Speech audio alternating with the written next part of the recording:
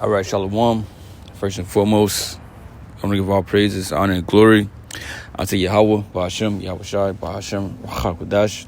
Double honors unto the apostles and the elders of Great Millstone. Peace and salutations to the Akim, to the elect that are scattered throughout the four corners of this earth, pushing this truth and faith and in all sincerity. I'm the brother Shema Allah from the GMS Houston camp. And this lesson is going to be entitled, In the Place Where It Said Unto Them, Ye Are Not My People. Right? And it might not be the exact title, it might be something else, but, I'll, title it or whatever, after I finish, the lesson.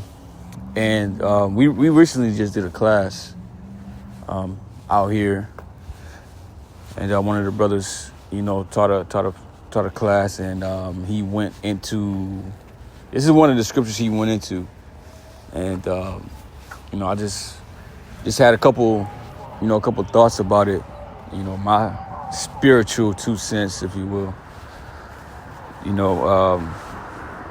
Going into Hosea, starting at verse 8, on down to 11, and I got a few precepts, as well, to go with the points. All right, so let's get into it. This is Hosea 1 and 8. It says, Now when she had weaned Lo-ruhamah, she conceived and bare a son. Right? Then said the Most High, Call his name Lo-ami, for ye are not my people, and I will not be your God. All right, when you go to Lo-ruhamah, it goes into meaning, no mercy, or I believe it's La'ah-rachamah, right? And for Lo-ami, La'ah-amya, right? Not my people. So the Israelites were basically, they became harlots.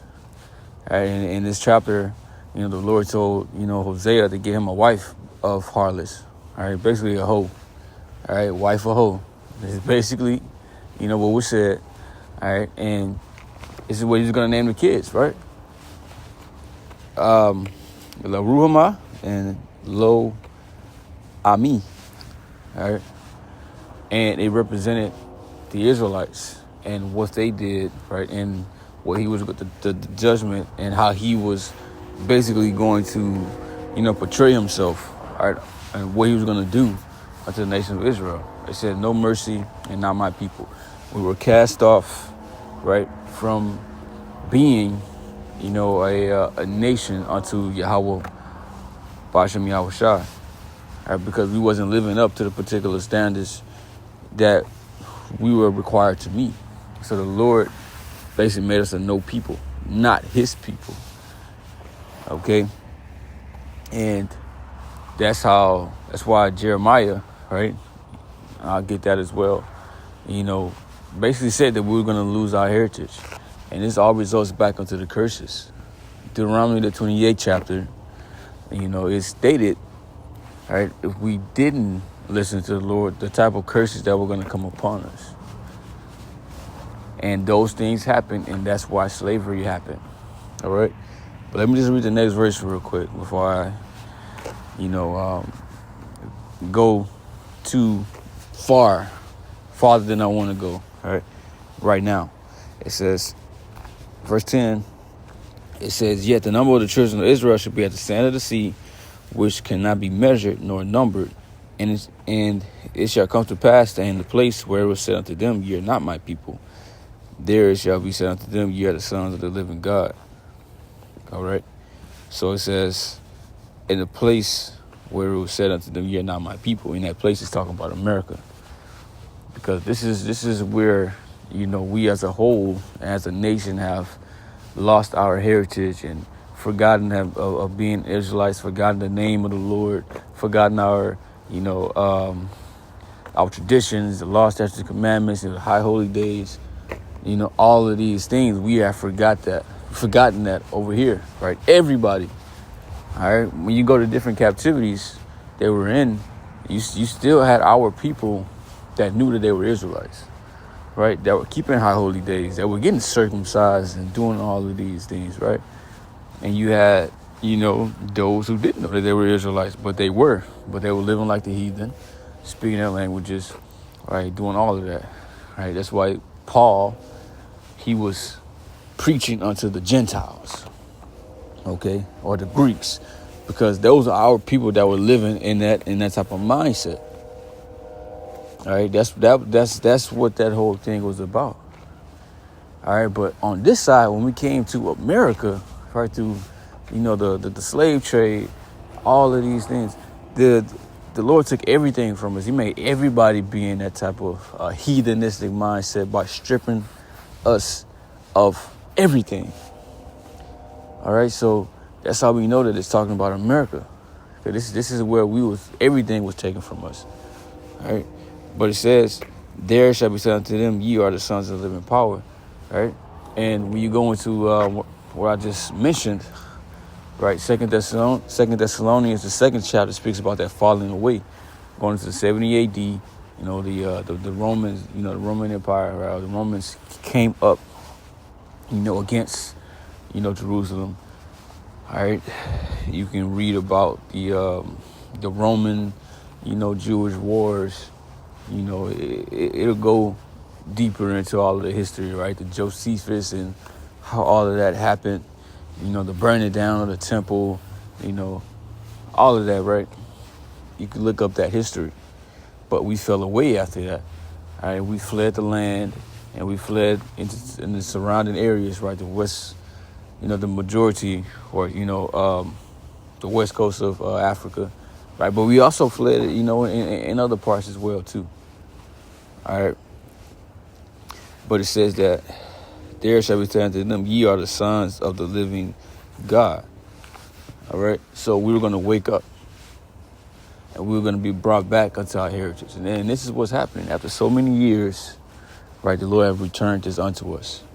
And this is a great thing. This is an amazing thing. This is a miracle for the Lord to clean us up and to bring us out of the dead state that we were in. The filthy, disgusting, abominable state that we were in and how we were living. And bring us back unto this and give us some order, right? You see, and this just is a part of prophecy. We are living prophecy. All right, that's why this is amazing. What the scriptures say, right, is literally happening through us. And when you read the next verse, it says, "Then shall the children of Judah and the children of Israel be gathered together and appoint themselves one head," which is talking about King David. But it says that the children of Judah and the children of Israel, because speaking on the northern kingdom and the southern kingdom. All right, because when you go back through our history, we were separated, and we had all type of animosity and all type of beef, right, going back to the time after the reign of King Solomon. All right, but now in these times, in Babylon the Great, which is America, all right, the tribes are coming back together. Ezekiel the 37th chapter goes into that as well. All right, this is the amazing thing, bro. That the Lord is patching us back up. What's that, Hosea? It's like if any background noise as well too. Hosea 6, I believe, when it said that the Lord has torn, and He will heal, and after 2 days He will revive us. And the third day He will raise us up, something like that. Hey, and that's happening now. Okay. Then He speak about King David being raised back up, right? That's because that's going to be the king under Yahushua, of course. All right. But it says, "And they shall come up out of the land, for great shall be the day of Jezreel." All right, so it's another name for Israel, right? But it said we shall come up out of the land. So this is going to be a process of these things happening, all right?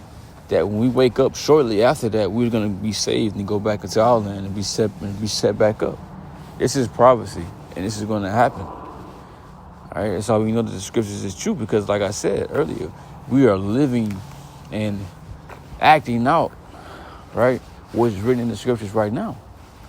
And everything has been following the course of the scriptures. All right, so these things are going to happen as well.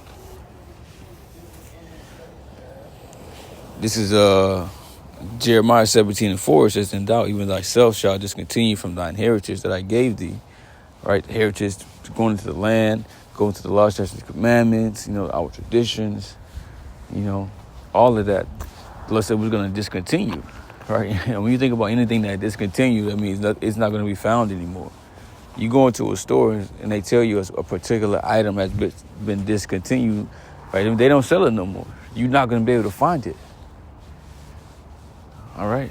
And it's going to be like as if it didn't even exist. And that's how it was for us in slavery. And leading up until the times of Elder, High Priest Albert Bivens, right? That this information could not be found. It was discontinued, right? But the Lord is bringing it back, all right?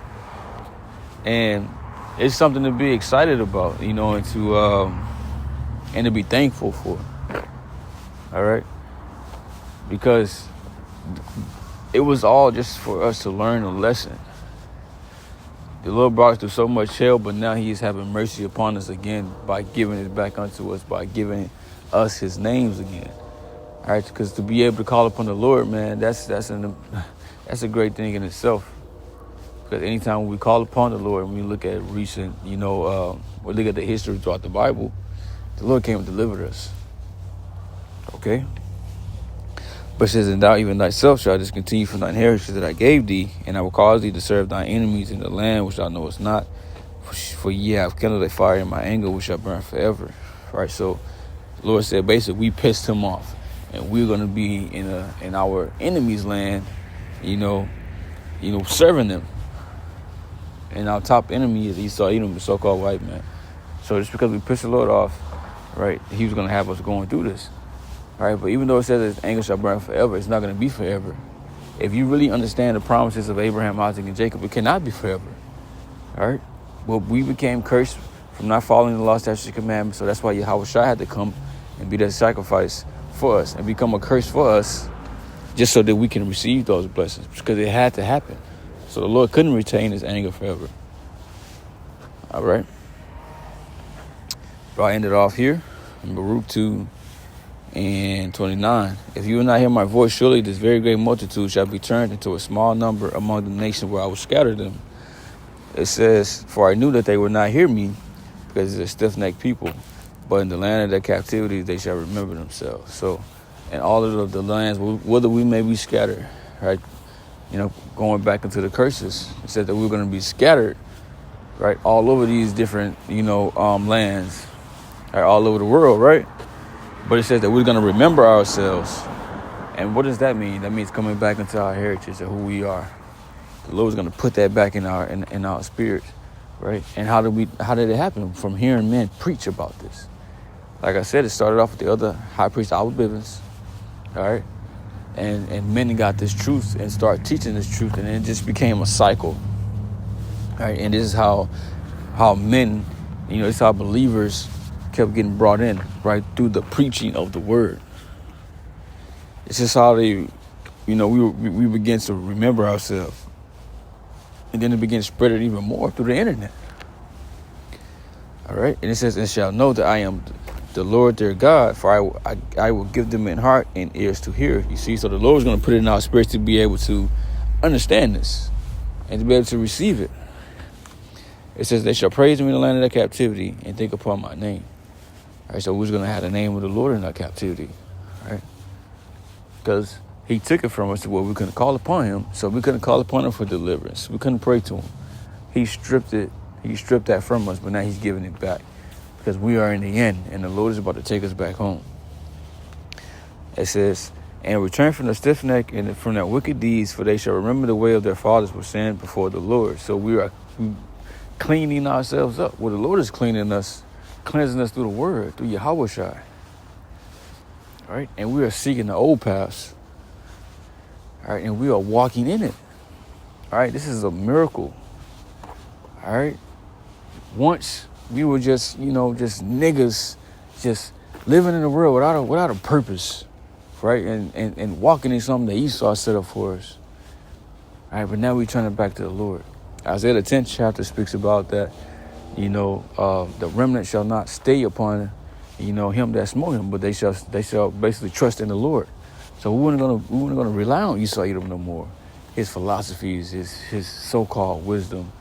Right? The things that he indoctrinated us with, trusting in his society. No, we're going to trust in the Heavenly Father, Yahweh Ba'ashem Yahweh Shai. Okay? And after that, what is going to happen? It says, and I will bring them again into the land which I promised with an oath unto their fathers, Abraham, Isaac, and Jacob, and they shall be lords of it, and I will increase them, and they shall not be diminished. So he's going to bring us back into the land which he promised with an oath. So that has to happen. And this is going to happen shortly after us waking up. Okay? So we are not too far from this. And this is what we got to believe in. Bro, we finna get the hell out of here. All right? Even though it might not be going as fast as you want it to go. All right? Does not matter. Just know that these things are going to come to pass. And we do not got that long. Okay?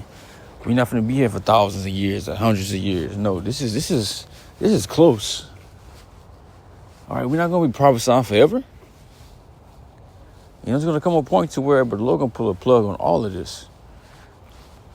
All right? And we're going to see this come to pass before our very eyes.